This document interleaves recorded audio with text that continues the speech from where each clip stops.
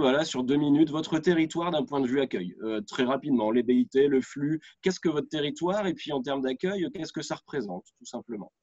Très bien. C'est à vous. Bonjour à tous. On va intervenir en 2 temps. Je vais répondre à cette première question et Sébastien interviendra plus précisément sur l'aspect technique des podcasts.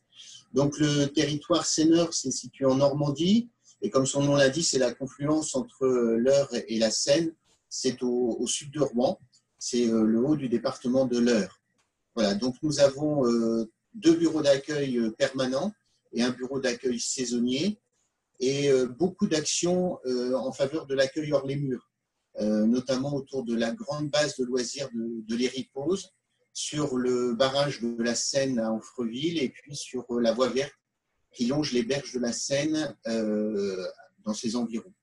Voilà, donc 3 bureaux d'accueil en pleine saison et beaucoup d'accueil hors les murs. En termes de flux, si on pouvait voilà, juste Alors, aborder en cette termes de question. flux, les contacts, sur l'année, c'est environ 10-12 000 personnes. Et puis, sur le constat par rapport à l'année dernière, là, on est à une perte d'environ 40% de fréquentation. D'accord, ok, à l'heure actuelle. Petit à petit, les visiteurs reviennent, mais les premiers temps après le déconfinement ont été difficiles. Il a fallu aussi pour nous trouver nos marques pour un accueil sécurisé et rassurer aussi les équipes. Ok.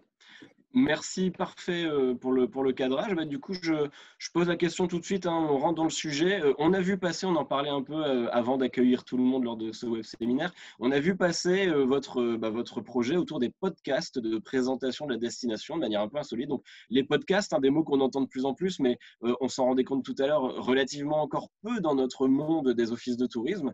Donc voilà, les podcasts de votre destination. Donc, alors, j'essaie de ne pas me tromper, Seineur-Senart, si je ne me trompe pas sur le titre. Voilà, est-ce que vous pouvez juste nous en parler et nous expliquer en quoi tout ça a été accéléré ou même est apparu pendant cette crise Covid? Très bien. Donc, en fait, le territoire Seineur est issu d'une fusion récente entre 2 grandes communautés de communes, une communauté d'agglomération et une communauté de communes. Et ça a été l'occasion de rapprocher 2 offices de tourisme et de redéfinir l'organisation de l'office. Et dans ce cadre-là, on a créé un poste de chargé de communication reporter de territoire à la fin de l'année dernière, et le recrutement de Sébastien est intervenu en début d'année. Et l'objectif de cette mission, c'est de trouver une identité un peu originale à la destination, qu'elle puisse se démarquer. Et autour de tout cela, bien, nous avons évidemment pensé aux réseaux sociaux, à un nouveau site internet qui est en cours d'élaboration. Et puis, dans la discussion, dans les échanges que nous avions ensemble pour continuer à animer les réseaux sociaux, l'idée du podcast est apparue. J'allais dire pas non plus de façon surprenante, parce que Sébastien le dira, mais il a une expérience professionnelle dans le monde du son et pas forcément issu des offices de tourisme. Donc voilà, c'est quelque chose qui était déjà plus ou moins en germe et qui, avec le Covid, s'est imposé. Voilà, je vous laisse la parole. Et oui, moi, c'est quelque chose que j'ai en tête depuis un petit moment. J'ai travaillé sur du son, sur de l'audio pendant longtemps avant d'arriver dans le tourisme récemment. Et dans l'équipe, voilà, il y a des gens qui connaissaient cette tendance du podcast qui est vraiment en expansion en ce moment. Donc, c'est difficile de passer à côté aujourd'hui quand ça s'intéresse à la communication. Donc, évidemment, ça intéresse et ça intéresse aussi les offices de tourisme. On en parlait tout à l'heure. Et bah voilà, j'ai trouvé des oreilles pour essayer de mettre en place un projet comme celui-là. Et voilà, pendant cette période de confinement, on s'est demandé si c'était le bon moment, s'il y avait des choses à dire, comment les dire. On a fait des petits tests. Clairement, c'est une personne de l'agglomération qui nous a donné le concept, qui s'appelle Delphine Buclé, qui nous a parlé pourquoi pas parler du territoire et de son patrimoine de façon un peu décalée, puisque nous, notre positionnement, c'est nature et fun. Donc, ce côté fun, fallait aussi que ça apparaisse. Et puis, on avait aussi envie de partager cet état d'esprit qu'on a, qui est un petit peu dans la légèreté, de ne pas trop se prendre au sérieux.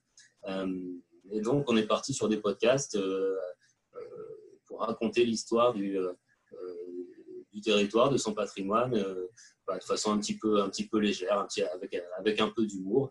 Et puis, on a commencé à partager ces podcasts sur nos réseaux sociaux.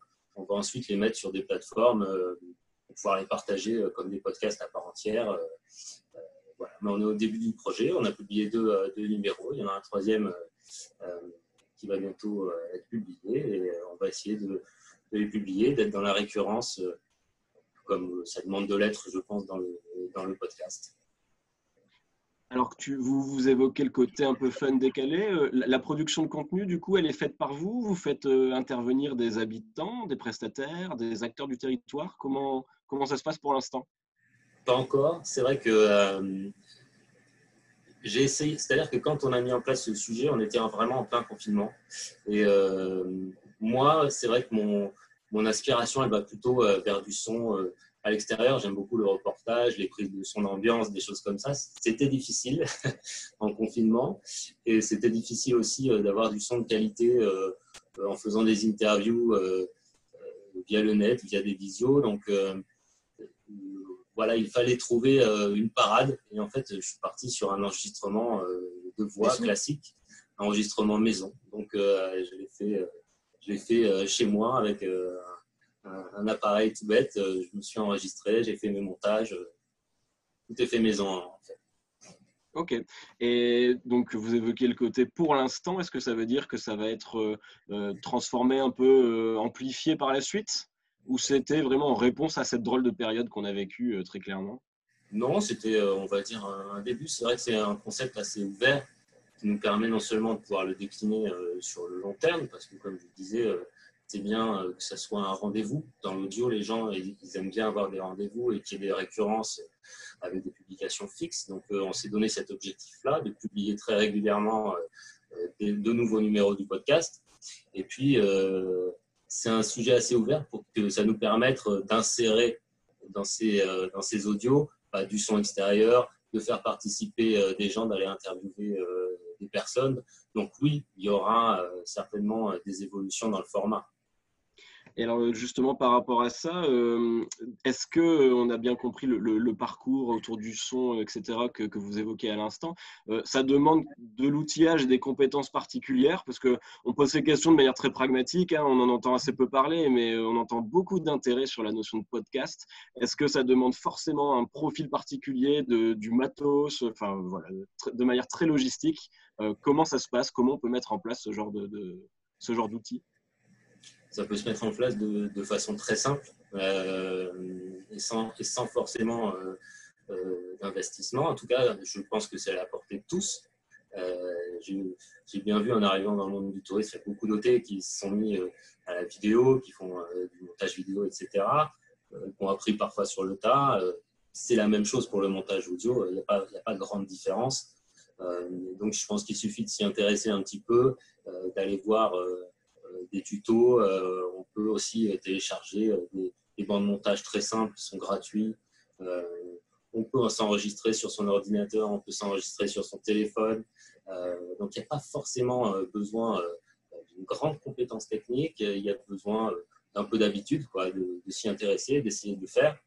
On peut aussi se faire accompagner. Il y a même des formations qui existent aujourd'hui de la presse ou autres prestataires. Mais je pense qu'on peut le faire assez facilement, assez simplement. Après, si on veut aller plus loin, oui, on peut acheter un enregistreur, on peut acheter un micro, on peut se lancer dans l'abonnement à un banc de montage un peu plus professionnel, mais il y a des outils qui permettent de le faire très simplement et tout à fait gratuitement. En tout cas. Ok, merci pour ce cadrage. Est-ce que nos animateurs de chat ont d'éventuelles questions? Est-ce que vous-même, hein, Frédéric et Sébastien, vous avez des choses à ajouter, à compléter? Je regarde les animateurs des chats pour l'instant. Elisabeth, Karian? Ouais, oui, il y a une question. C'était pour savoir comment vous avez prévu la diffusion des futurs podcasts, ceux qui vont arriver.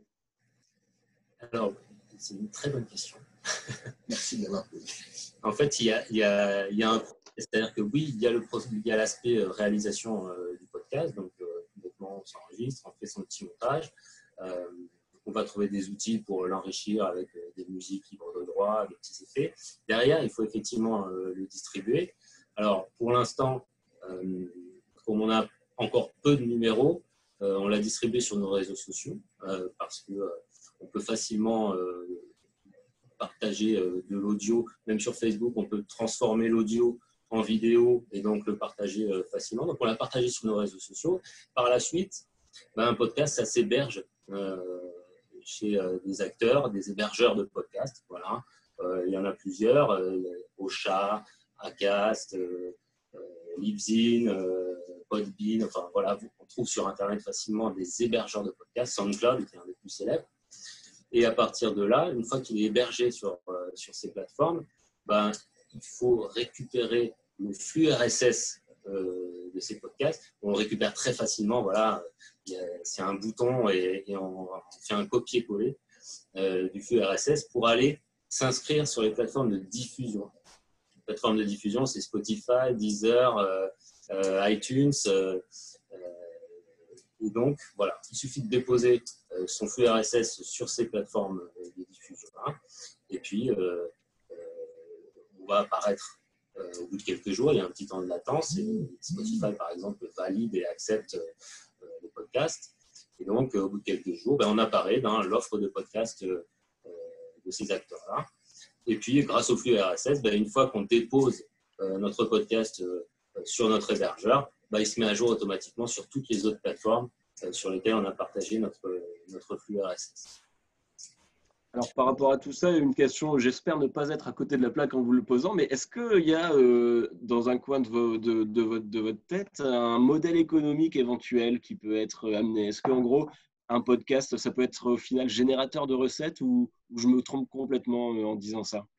On est au début, mais dans l'industrie du podcast, oui, il y a un vrai sujet sur la monétisation qui est en cours. Après, la première source, c'est la ressource publicitaire. Il y a des acteurs, voilà, sur les plateformes d'hébergement qui proposent aussi des options pour pouvoir insérer de la publicité dans le podcast et le monétiser. Donc voilà, ça peut être une piste en tout cas pour la monétisation de ces podcasts. C'est une notoriété certaine. Pour l'instant, c'est pas notre cas, mais le modèle est celui-là, sachant que dans le podcast et dans l'audio, l'attention est forte de l'auditeur et le format publicitaire, c'est souvent la personne qui parle qui le prend en charge dans sa voix. Donc, on appelle ça une audience captive, c'est-à-dire que les gens ne écoutent pas la pub. Et donc, c'est vraiment, pour les publicitaires, c'est intéressant parce qu'on sait que le message va être écouté. Et puis aussi, c'est de plus en plus d'auditeurs, le podcast en France. Donc, là aussi, les publicitaires commencent à s'y intéresser. Ok, donc il y a bien une dimension long terme, entre guillemets, à votre niveau. Ma question n'était pas de dire est-ce que vous comptez vivre de ça, évidemment, mais on sent bien qu'il peut y avoir une réflexion modèle économique en bout de chaîne, quoi, grosso modo. Ok. Kerian, est-ce que tu as d'autres questions du chat et des réseaux? Alors, je ne sais pas combien de temps il reste, mais effectivement, il y avait une question aussi par rapport au nombre de téléchargements. Enfin, c'est plus une question qu'on vous pose par rapport à actuellement, ce que vous avez déjà vécu finalement avec les podcasts. Est-ce que vous avez un retour sur le nombre de téléchargements, d'utilisation, d'utilisateurs derrière? Là, oui, puisque comme on a posté ça sur Facebook essentiellement, donc on a les analytics de Facebook. C'est une audience voilà, qui est assez conforme à ce qu'on peut faire habituellement, un peu plus fort, parce qu'il y a peut-être l'originalité du format qui joue. Mais je pense que le vrai sujet, il se posera quand on aura effectivement distribué notre podcast sur les plateformes. Là, on a des vrais sujets analytiques qui nous permettront aussi d'évoluer parce que ça nous permet de voir aussi ce qui intéresse moins, à quel moment les gens peuvent éventuellement décrocher et abandonner l'écoute. Donc, tous ces analytics-là peuvent nous aider aussi à progresser et à aller plus loin. Mais vraiment, le sujet de l'audience, au moment où on l'a fait, au moment du confinement, où on voulait apporter un peu de légèreté, on ne s'est pas posé aussi sérieusement qu'on se la pose peut-être aujourd'hui et qu'on va se la poser dans le futur. Mais ça sera, je pense qu'à partir du moment où ça sera distribué sur les plateformes de podcast, que ça se jouera. Ça peut être intéressant justement pour la suite, en tout cas, du SADI Inspi, d'avoir des retours d'expérience comme ça. Je pense que typiquement, ce sera le genre de données qui vont intéresser toutes les personnes qui sont présentes et les futures. Une dernière question avant qu'on passe peut-être à une autre personne. Est-ce que vous avez prévu des partenariats avec des radios locales là, pour la suite? On l'a évoqué, ce n'est pas encore formalisé, mais c'est vrai qu'on y a pensé. Après, voilà. Et ça, c'est aussi l'un des objectifs quand on aura une bibliothèque de podcasts un peu plus étoffée. Ce sera sans doute plus facile, là, avec 1 ou 2 numéros. C'est compliqué. Bon, on est sur le 3e, Sébastien est sur le 3e. Je dois dire aussi que ça nécessite, puisque vous l'avez bien compris, tout est fait maison, ça nécessite aussi, de la part de Sébastien, un certain nombre de jours entre l'écriture, la mise en son, la recherche de la bonne illustration sonore et de la finalisation du montage.